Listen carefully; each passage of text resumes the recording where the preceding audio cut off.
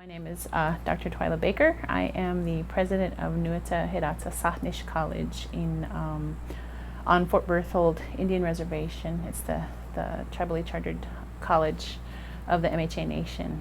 And I'm from there. I was born and raised on Fort Berthold. Left for quite a while to go get my higher education, and then I came home. And I came back at the request of a few tribal members to come and apply for a dean position that was available within the tribal college. And at that time, it was Alice Spotted Bear that was the one who gave me the call and said, "Hey, we've got this spot open for you. I know you just defended. You've got your doctorate done. You need to come home now." And and I said, "Alice, I have a lot of children.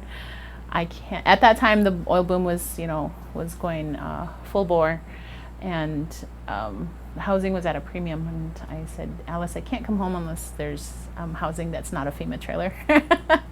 So she made the effort to go before the tribal council, and she my brother was live texting me while she was presenting and presenting my case and talking about how we need our educated people to come home to come and fill these positions and stuff for us, and we need you to the tribe to provide housing for her. And they passed a resolution, and then I got a text from my brother and said, resolution passes, Twyla's coming home. So that was amazing. And so Alice was one of the drivers of me coming back, and she was always my hero, like since I was a teenager. And unfortunately she passed, and she quite literally passed, like I think 2 weeks before I actually arrived home. I got the message from my clan sister, said Alice is gone. And I had to pull over on the side of the road and just,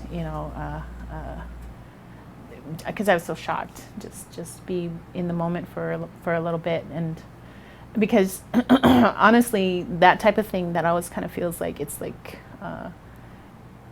it's almost at the core of who we are as tribal people. I feel like she knew something was going on. She knew that there needed to be more people coming home. And I feel like the timing of her call, the work that she did on my behalf, everything like that was like a blessing on top of a blessing on top of a blessing. And she really made this path for me to come home. And I feel like a lot of the work I do, I think of her, and I keep her in mind so that I can, keep going, because she was really strong, very well respected. And she was quite upfront about things. She didn't take any guff from anybody. So, I try to remember her in the work that I do. So, and you said talk about family. Yeah, okay. if you want to talk about your own family, sure, and your background, okay, that would be great too. Okay, so I am of the three tribes. I'm enrolled MHA Nation. Of the three tribes, I am Mandan and Hidatsa. And I was basically raised in a Hidatsa household with two Hidatsa speakers, my mother and my father. And I'm the second youngest child of a second youngest child. So he's third youngest actually.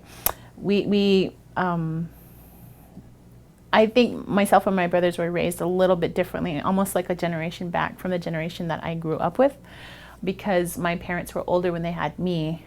And they weren't birthed into hospitals. They were birthed at home. They were delivered by their grandmothers. They their first languages were Hidatsa. They were very much so steeped in the traditions and the culture that existed prior to the dam, prior to Garrison Dam. So, and they remember all of those stories. They talk about those stories and things like that. They were also boarding school era students. So I kind of had a different understanding of things than like my immediate peers might have. I feel lucky that I was raised by my parents to really cherish who I am and to really be strong in that culture. My mother made a point of taking us to our clan kinship gatherings because we reckon our kin very differently from like mainstream culture and population around here. We're matriarchal, matrilineal, and we